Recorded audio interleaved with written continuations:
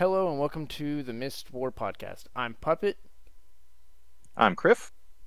This is our first episode, and we're going to be talking about the state of World versus World and everything else about it. For this podcast, we came up with the idea because we felt like there wasn't enough World versus World content besides just in-game. We felt that the game mode doesn't get enough attention, and we wanted to bring more attention to it, not just in-game or on the forums, but also, to a wider audience. And we know that there's podcasts for other aspects of Guild Wars 2, but we felt like World versus World had really been lacking lately.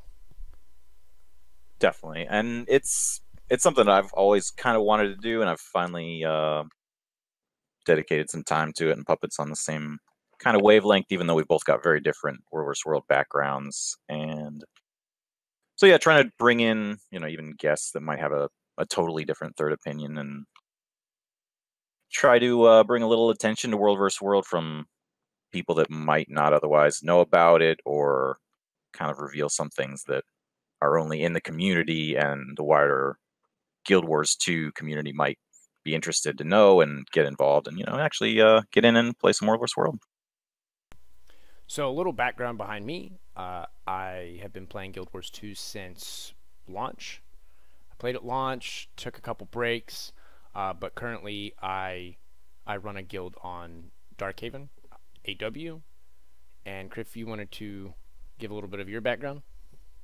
Sure. So I started on Northern Shiver Speaks, and I didn't get into World vs. World until, a while after launch. So I was, I don't know, a few years in, and then joined a World vs. World guild, kind of slowly started commanding on my own, learned the hard way, and now I'm on Darkhaven with a guild that I've started to kind of help train people and get them into World vs. World, get the basics so they know what's going on and, learn and have a good time. There are definitely not enough guilds like that. Very true. Yeah, a lot of World vs. World kind of has a bad reputation because of quote unquote elitists and groups that are really competitive and, talking in map chat kind of aggressively or whatever. But it's not all like that. There's definitely a lot of good people in World vs. World. The same community in PvE that exists where people are helpful and, want to get you involved. It's there. It's just not the loudest part of map chat, I guess. Well, I feel like that's partly why World vs. World has been kind of the redhead stepchild. Is it's very scary to get into. Like, one of the biggest things I hear about, players that are finally getting into World vs. World, or players who barely touch it, is, I was asking, like, what keeps you from playing World vs. World, even though, like, they think the concept sounds cool, or they've seen cool videos. And it's usually, I don't know how to get into it. I enter, I have no idea what's going on. What am I supposed to be doing? Who do I follow? And I feel like that's been one thing that's been neglected, is a real tutorial in game, a real in game tutorial on how to get into World versus World. Like, I know there's YouTube videos, but there's no real actual, like, ANET produced one, which isn't necessarily their fault, because I think it's a really hard game mode to teach. It's not like it's SPVP, where it's like you cap the points, first one to 500 points wins. There's so many different things to do in World versus World. It's a sandbox game mode, and It really is. That does make it really hard on ANET to develop something to teach it, because half of it they didn't come up with. It just kind of came from the community naturally, from the objectives they put out there. Yeah, that's actually one thing you'll see with like the ANET developer streams, is they have a couple developers that know what's going on, but then they'll have other ones that they might have even been there for a month or a year, or a few months or a year or whatever, but they're asking questions like, so what is this tag doing? Why is this guild doing this? Why is this going on? Like, there's such a different culture. It's like a world within a world. So I can see why it's difficult when you're a developer for a game mode that has, like, its own strict culture that it follows, and you bring in these new developers, because obviously, someone quits, you got to bring in someone new, and you bring this new guy in that's supposed to help develop this game mode, and they don't even understand it. They're like, I was, they're thinking, okay, this is a game mode that's like, oh, a big war going on, but then they look at it and they're like, oh my gosh, like there is like an entire ecosystem of things that are going on here, and if I touch the wrong thing, or if I even suggest touching the wrong thing, I'm gonna be, you know, just kicked out. Basically, the community is gonna write me off and just be done with me. So true. Yeah, the expectations that people have in World versus World are already shot from a lack of expectation, from a lack of anything happening, a lack of, updates, whatever. So any change that comes out, somebody's going to be mad about. And yeah, no, I think the devs have been really afraid to kind of change anything and break what has kept people at least, fairly happy. But it's back to the sandbox thing. It is, I guess, the closest parallel I could think of from my, other game experience is EVE Online. I mean, there's layers within layers and different groups of people playing really totally different games with different objectives all at the same time trying to coexist. And there's the eternal conflict of people that are just blindly racing to get as many points as possible, and then the roamers doing their small fights, and the Zergs doing their big fights, and fight guilds versus other fight guilds who are mad about something that happened years ago.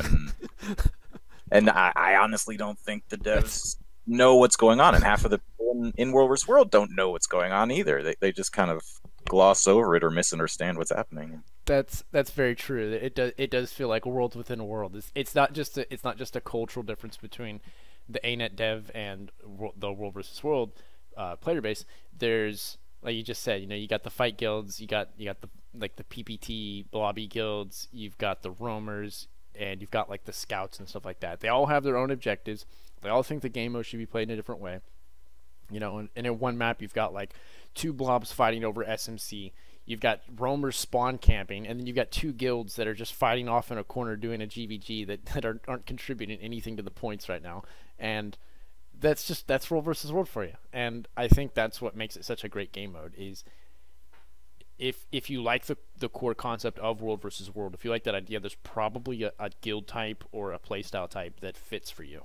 And I think that also is scary from a developer perspective and from a new player perspective, because they hop in and players get such conflicting ideas. They hop in like, what are we supposed to be doing? And they hear three different voices tell them, you're supposed to be doing this. This is what you're supposed to do.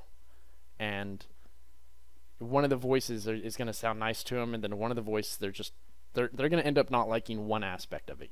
Like one thing for me is like, I'm not the biggest fan of roaming.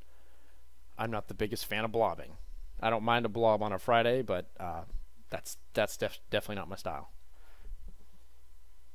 I think everybody who's been in World vs. World a while, or even a little bit, has a Goldilocks zone of action that they enjoy, and that's kind of their thing. And depending on their previous experiences, or whatever, somebody might enjoy sitting on a tower and shooting cannons and just sitting there all day, and that's their thing. And I've known people like that. It's definitely entertaining for about 5 minutes, and then it loses interest. But it does baffle me how you go to a random map. Like we'll be running a raid or something, and you go to a random map, and you're like, okay, here's this T3 tower. Let's just try and get it. Let's see if we get some action. And immediately, there's just this guy that's already on the cannon. Like, he's just been sitting there the entire time watching Netflix or something. Like, what's going on? Why is this guy already here? And that, I guess people really do just have fun with that. Like, that is what they do. They log on and they enjoy scouting towers and just being. A lot of times, there's the people that are usually in map chat as well. The loud mouths, but I guess that's their entertainment though. They log on and they scout towers, they hang out in map chat, and they shoot cannons at people. I guess I can't really get mad at them. Like you say, sandbox game mode, and do whatever you want. There's no right or wrong way to play World versus World, but it definitely baffles me.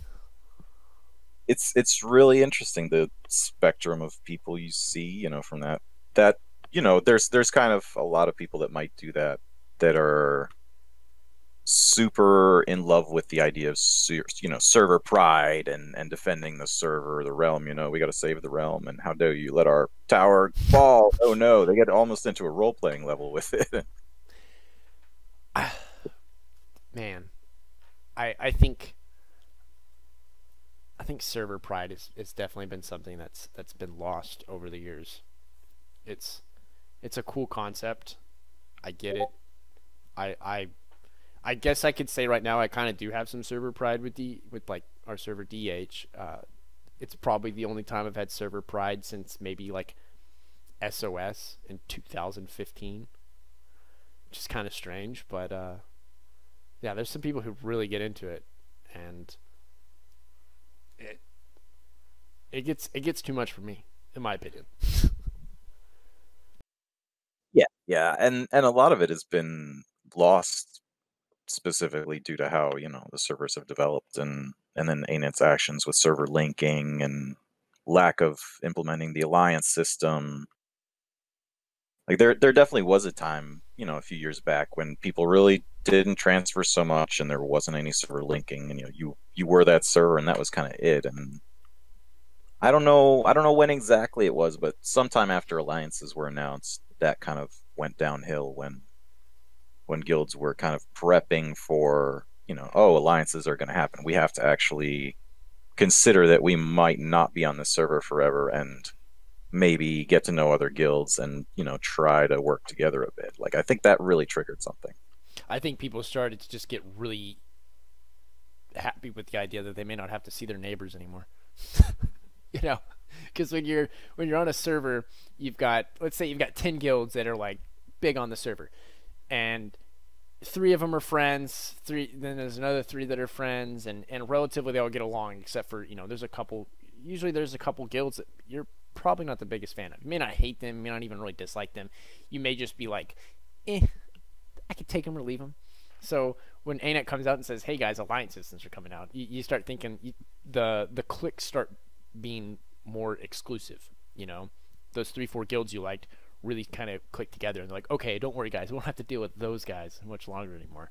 And then that may cause drama, especially with the pre-knowledge of knowing the alliance system. So then that may cause a server transfer, and they might be like, "Oh, well, we're going to transfer servers just temporarily until the alliance system comes out. It doesn't matter." And then you got people flip flopping everywhere, especially with the links as well. Where take ET for example. ET was linked with Blackgate, and it caused a lot of bandwagoners that wanted to be on Blackgate, so they all jumped ship to ET. So you load ET up. ET gets so loaded up it becomes a host server, and then gets linked. I mean, then it gets a link, and then the second it becomes host server, half the guilds leave because they go jump ship to the next link for Blackgate. It's their loyalty. It's like those people's loyalty was to Blackgate, but ET is the server that takes the hit. ET's the platform they're jumping on to jump to Blackgate, and I think that's caused a lot of issues.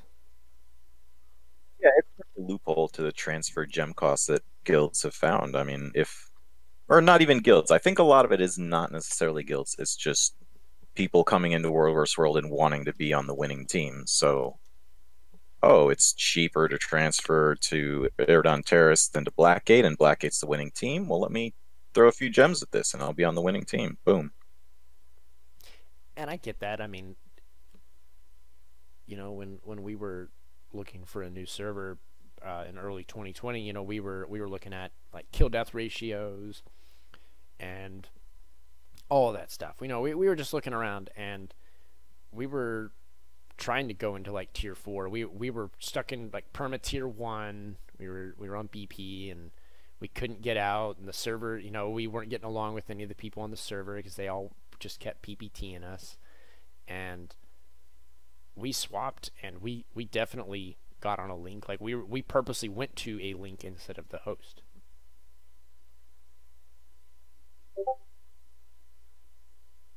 Yeah, it's picking a server is a whole nother thing. A lot of people will never swap servers, and they're very much, I know a lot of these people too. They're religiously almost not going to swap servers because they were born a certain place. They know a certain amount of commanders and a certain amount of guilds or people, just random people they may play with in the afternoon that roam around, and it's kind of, cool to always see them when you log in. And if you go to a different server, you lose all that, sense of community kind of gone. But I mean, once people are, and in guilds, or conflicts are happening, whatever, server loses status, then they become open to transferring. And yeah, I think a lot of it is, oh, is this server doing really well point wise? Oh, are they up top? But on another level that people don't always realize until they transfer, and the grass is always greener, is community. Because I think that's the only thing left that really might define the servers anymore, is kind of the vibe of their server, the map chat, the team chat, the people running by. Is it super competitive? Is it trolls? Is it guilds kind of working together? Is it a lot of jokes, or just, no, map chat is for call outs only, no, whatever, no joking, very serious. Like, I think that is still kind of in place in a lot of servers, that is different. It feels different on a different server, where if you transfer, it's a totally different experience. Well, that's where, like, I feel like every server is the same yet different. Like, I've had the same experience on almost every server, but it's always in different ways. If that makes any sense at all. We transferred a lot, and it always felt like the nicest people were always the nicest when you first transferred, because everyone has a nice smiling face on. New guild shows up, or new link, and everyone's all happy and smiley faces. And then a couple weeks in, guilds really start to get to know each other, see how each other are, and then that's usually when conflicts rise. And if people can get past that and not let that, like, get bitter, then usually guilds and just servers as a whole tend to adapt together. Like, that was at least my experience with transferring all the time. Yeah, and I think the relinking system that they've implemented, which is basically an option to merge the servers or balance the population without actually merging servers. So that was supposed to be a stopgap thing to kind of balance the servers until alliances happened and guilds could band together and pick their own place in the alliance and work together on their own. But with the server linking, it's just kind of every 2 months or however many weeks it is, our server and another server are teamed up. So it's I don't know, it's kind of like going to a new high school or something every 2 months. Yeah, you and all your friends in your general association of guilds and classes and whatever, you're teamed up with a whole new group, so you have to make first impressions and not burn bridges from last time when you might have been teamed up with them. Like, there's kind of some cool social aspects that are forced on people, because they might see someone again, they might see that guild again. If they totally are a jerk to them, hey, they might actually remember that. Well, I think that's one of the reasons I've enjoyed World versus World and stuck with it for so many years, is even if you have bad experiences and stuff, the community is so big yet so close knit. Like, it's not like playing like League of Legends or something where you queue up for a match and you see 5 dudes and you play against them and you have a bad time with them or a good time, and you never are going to see those people again. It's World versus World is consistent, where it's like, oh, who are we fighting this week? Oh, we're fighting Dragonbrand and we're fighting Fort Aspen one. Oh, awesome. I know guilds from that server. I used to be on that server. I know, you hear the stuff, and most people, once you've been there long enough, you start to know who's on every single server, and usually news spreads pretty quickly, when oh, this guild transferred to this server. And it's like I don't know. it's just different. Like I haven't played another game that had a community like this. It feels like one of those old school PC games, like that used to play on like GameSpy or something, that only had like a current player base of like 500 people, Hmm. but people still took serious. I don't know if you ever experienced any of those, but it's it's definitely like a live community. The community feels active. It doesn't feel like it's just a queue system and a bunch of random names all the time. Yeah, I mean, my closest analogy from early internet days, probably before your time, Puppet, but Hey, talking you about said it, like not me. mud mushes, multi-user dungeons, just purely text-based, but people would log in via telnet, and small communities, but all text-based with these games. And yeah, it's a similar persistent community that you get in World vs. World, just much larger. But as far as the World vs. World state right now, and how the servers are evolving, and the imminent quote unquote soon alliances that never happened for years but is still out there. Happy 3 anniversary. That's kind of something that people like myself, who are glass half full optimistic, are kind of thinking maybe in the next expansion, just because of the nature of how that expansion was in Guild Wars 1, as far as Cantha and having a little Alliance bit battle. more of a feel, alliance battles. Yeah, the existence of alliances, Kurziks and Lugsons and all that. That I don't know. Some people still hold on to a little bit of hope that they might actually do something for War vs. World, and if they're gonna do it, it might as well be at that point. And I mean, I think it's very generally accepted that something is overdue for War vs. World. It's just it's Well, got to be big and flashy and pretty for them to actually make it happen and pull the trigger, I think. I think we're at the right time where they can successfully implement that. Like, if we look at the state of the game back when they announced the alliance systems, I'm not saying it would have hurt the game, but I definitely don't think it would have done the game really any good. I think it would have just divided the community in weird ways with alliances, or it would have just created cliques. I don't think it would have made the game any better. But at the end of 2019, all the way through 2020, all we saw was balance patches. That was purely all we got from World versus World. Besides like a couple wall changes for like Stone Mist Castle and Minden's, it was purely balance changes. They had the whole February competitive update. They nerfed everything across the board, which I thought was a great thing. And I think from there, every single decision they've made since then has been a very smart decision by ANET, because they said with that their idea was to only nerf something if it really needed to be nerfed, not just to start throwing the nerf hammer around. And even with something like when they nerfed Scourge, it was like June or July or something like that. They nerfed the Scourge, where it its shade cap went from 5, or technically went from 10 to 2 and stuff like that.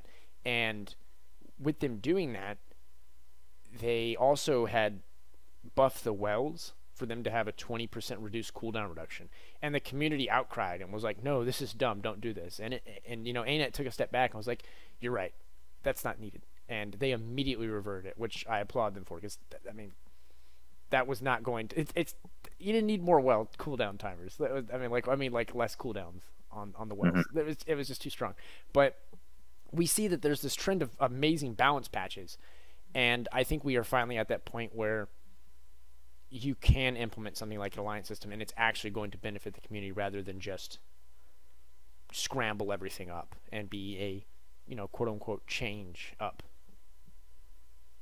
Yeah, I totally agree, and I think that I kind of correlate it with some of the leadership changes that happened at ArenaNet, where devs got shuffled around and some had to go, and director changes, whatever.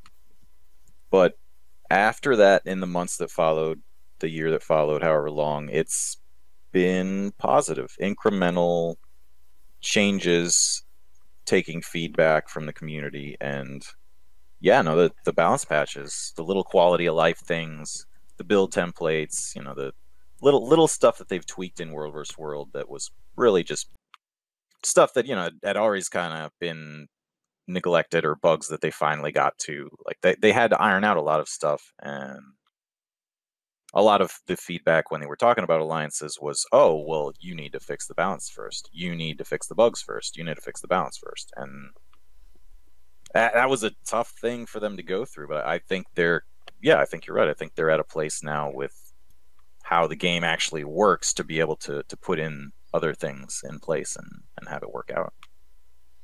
Well, I think a lot of people have a misunderstanding about when it came to the balance patches. I remember when it was announced and they showed the patch notes, and even if we take it a step back further, when they asked on the forum post, they're like, what do you guys want the time to kill, the average time to kill be?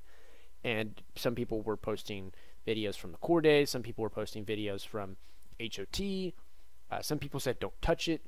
Well, they seemed to me what it seems is it seemed like they tried to reach the core days, but they didn't, and in their attempt they reached the HOT days, which is fine. Like the Heart of Thorns was a great time, like time to kill speed. Like people didn't instantly blow up, but people weren't just 10 people weren't just running through a 60-man blob and not dying. And I remember a lot of feedback. I even remember, I had friends, in game that were messaging me like, have you seen the patch notes? These look horrible. Like, they're trying to kill their game, and people are freaking out. And I tried to explain to them, like, go look up a video from the days in, 2013 where people were hitting for 3, 4, 5k damage, and that was considered a lot of damage. And now go look at what Revenants are doing now, hitting people for 15, 16k with COR and face smash. There's an issue here. They're not going to kill their game.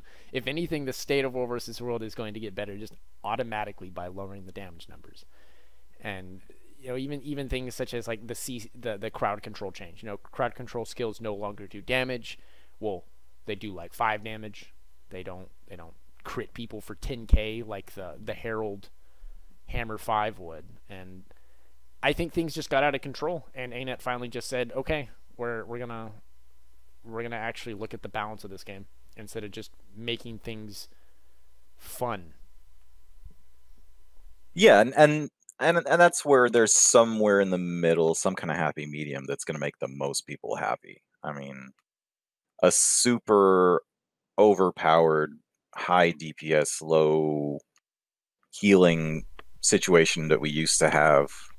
Yeah, some people are going to come up with ridiculous builds and ridiculous group composition that's going to just play off of a certain hole in the meta at that time, and whatever vulnerability they can pick out, and just come up with that quick gimmick build that's going to melt the group in a really quick time. And you see those little gimmicks come out all the time. I mean, but that's less possible now because the damage threshold is lower, so it's going to actually take a while to pull it off. It's not going to be a one push, one shot, oh, you're done, game over, and one side cackles and the other side is just sitting there sad.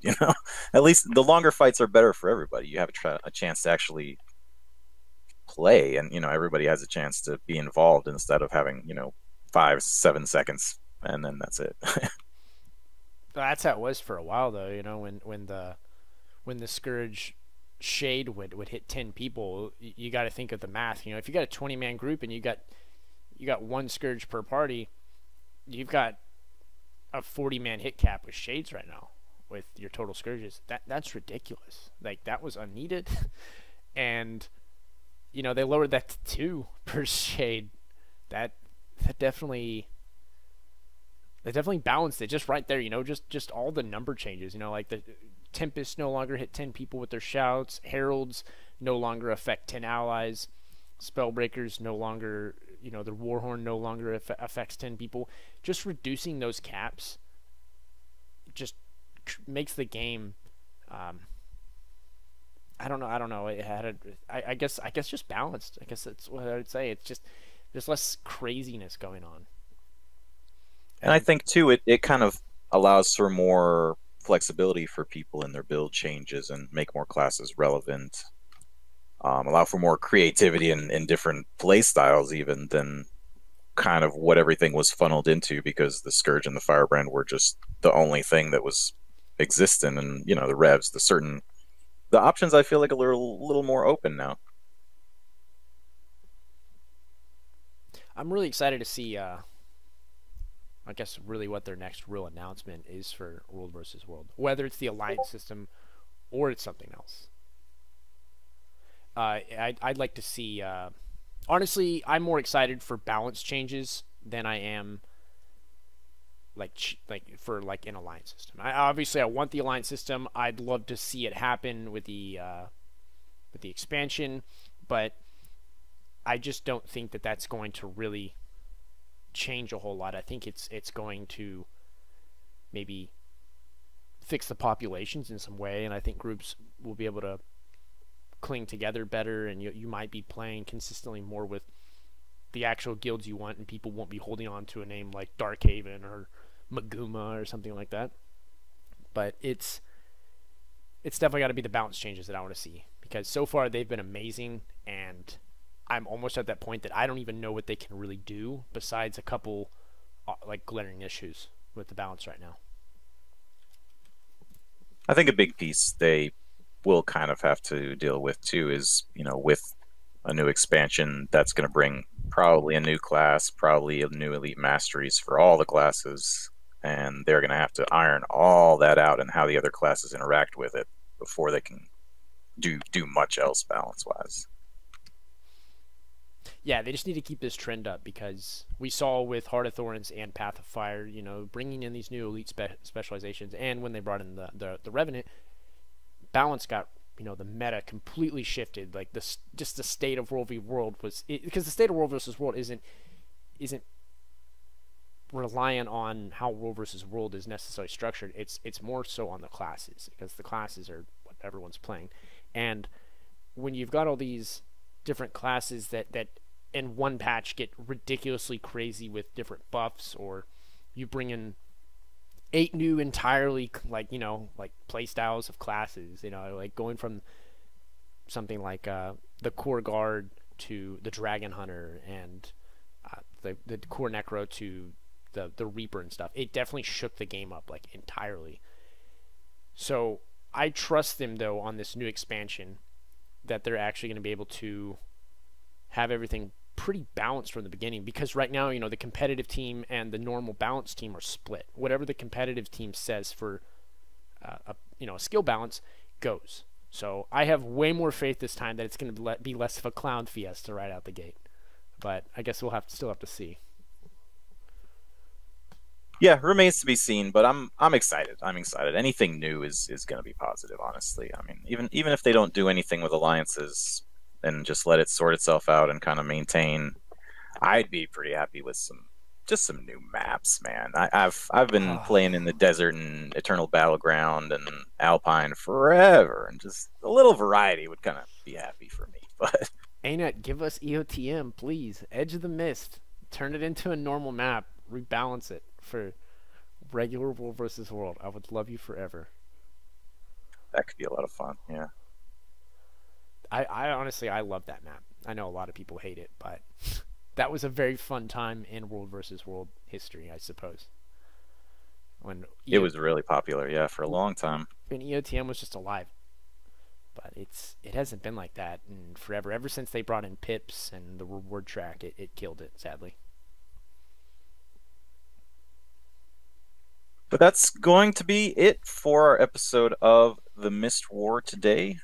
We're going to try to bring you guys more of this, talk about, World vs. World history, the state of things, our just general opinions on what's going on, and the direction of our beloved game mode. Get in touch with us. Let us know what you want to hear about. We'll be bringing in some guests, and look forward to seeing you on next episode. All right. Thank you guys for listening. See you guys next time.